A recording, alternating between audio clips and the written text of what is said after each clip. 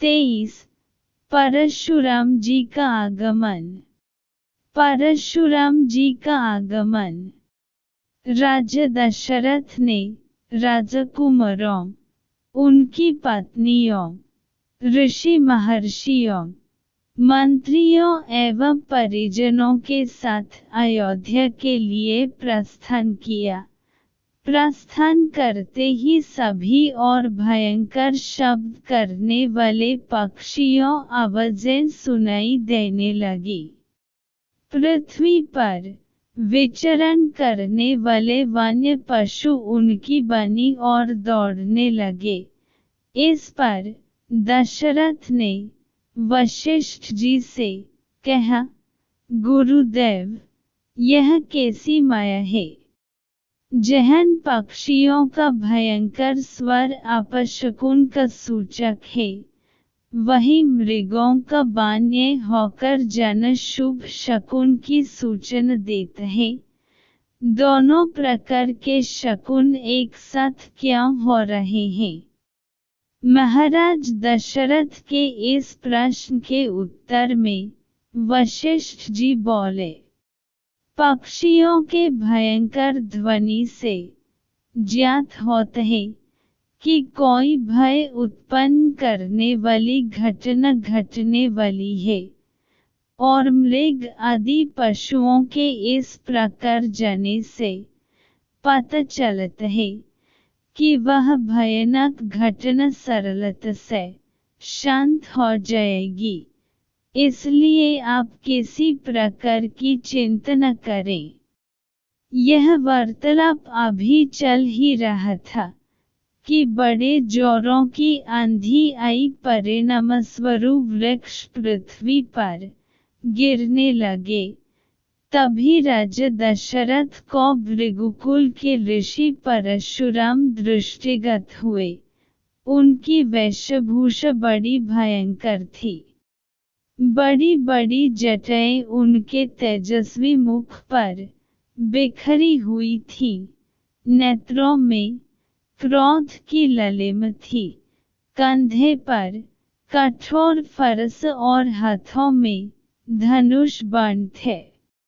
ऋषियों ने आगे बढ़कर उनका स्वागत किया और इस स्वागत को स्वीकार करने के उपरांत वे श्री रामचंद्र से बोले, दशरथ नंदन राम, हमें ज्ञात हुआ है कि तुम बड़े पराक्रमी हो और तुमने शिव जी के धनुष को भंग कर दिया है, और इस प्रकार तुमने अपूर्व ख्याति प्राप्त की है। मैं तुम्हारे लिए एक और अच्छा धनुष लाया हूँ। यह धनुष साधारण नहीं है, बल्कि जमदग्निकुमार परशुराम का है। इस पर बढ़ चढ़कर तुम अपने शौर्य का परिचय दो। तुम्हारे बल और शौर्य को देखने के पश्चात मैं तुमसे द्वंद्व युद्ध करूंगा। परशुराम की बात सुनकर राजा दशरथ विनीत स्वर में बोले, भगवान, आप वेदविद स्वाध्यायी ब्राह्मण हैं। क्षत्रियों का विनाश करके आप बहुत पहले ही अपने क्रोध को शांत कर चुके हैं। आपने इंद्र के समक्ष प्रतिज्ञा करके अस्त्र शस्त्र का परित्याग भी कर दिया है।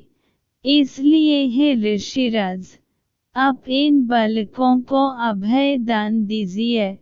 यदि आपके हाथों राम मर गया, तो हम में से कोई भी उसके वियोग में जीवित नहीं रह सकेगा। परशुराम जी ने दशरथ की बात पर कुछ भी ध्यान नहीं दिया। वे राम से बोले, राम, संसार में केवल दो ही धनुष सर्वश्रेष्ठ माने जाते हैं। सारा संसार उनका सम्मान करते हैं। विश्वकर्मा ने उन दोनों को स्वयं अपने हाथों से बनाया था। उनमें से एक भगवान शिव के पास था, और उसी से भगवान शिव ने त्रिपुरासुर का वध किया था। तुमने उसी धनुष को तोड़ डाला है।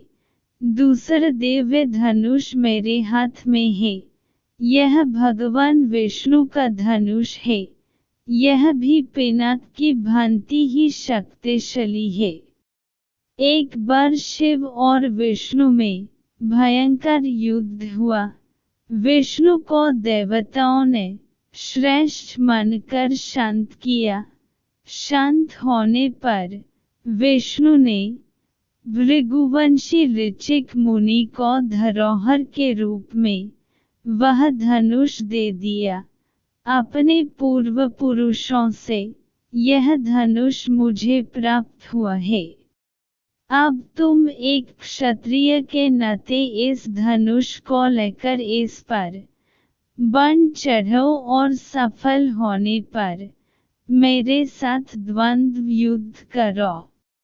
इस प्रकार से परशुराम के द्वारा बार बार ललकारे जाने पर रामचंद्र बोले, हे भार्गव, मैं ब्राह्मण समझकर आपका सम्मान कर रहा हूँ और आपके समक्ष कुछ विशेष बोल नहीं रहा हूँ, किंतु आप मेरी इस विनयशीलता को पराक्रमहीनता एवं कायरता समझ रहे हैं और मेरा तिरस्कार कर रहे हैं। लाइए, धनुष बाण मुझे दीजिए। यह कहकर उन्होंने झपटकर परशुराम के हाथ से धनुष बाण ले लिए और धनुष पर बाण चढ़कर बोले, हे भृगुनंदन, ब्राह्मण होने के कारण आप मेरे पूज्य हैं, इसलिए इस बाण को मैं आप पर नहीं छोड़ सकता। परंतु धनुष पर चढ़ने के बाद यह बाण कभी निष्फल नहीं जाता। इसका कहीं न कहीं उपयोग करना अनिवार्य हो जाता है। इसलिए मैं इस बाण को छोड़कर आपकी शीघ्रतापूर्वक सर्वत्र आने जाने की शक्ति को नष्ट किए देता हूँ। श्री राम की बात सुनकर शक्तिहीन हो गए परशुराम जी विनयपूर्वक कहने लगे, बाण छोड़ने से पूर्व मेरी एक बात सुन लीजिए। क्षत्रियों को नष्ट करके मैंने यह भूमि कश्यप जी को दान में दी थी। उस समय उन्होंने मुझसे कहा था कि अब तुम्हें पृथ्वी पर नहीं रहना चाहिए, क्योंकि तुमने पृथ्वी का दान कर दिया है। तभी से मैं गुरुवर कश्यप जी की आज्ञा का पालन करता हुआ कभी भी रात्रि में पृथ्वी पर वास नहीं करता। अतः हे राम, कृपा करके मेरी गमन शक्ति को नष्ट मत करो। मैं मन के समान गति से महेंद्र पर्वत पर चला जाऊंगा। मुझे ज्ञात है कि इस बाण का प्रयोग निष्फल नहीं जाता, इसलिए आप इस बाण के द्वारा उन अनुपम लोकों को नष्ट कर दें, जिन पर मैंने अपनी तपस्या से विजय प्राप्त की है।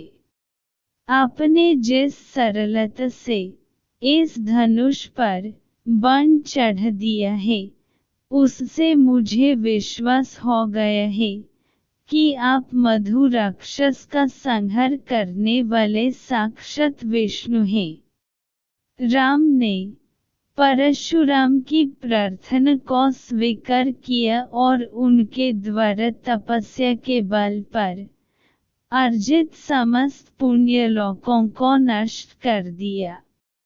इसके पश्चात परशुराम जी तपस्या करने के लिए महेंद्र पर्वत पर चले गए और वहां उपस्थित सभी ऋषि मुनियों सहित राजा दशरथ ने रामचंद्र की भूरी भूरी प्रशंसा की।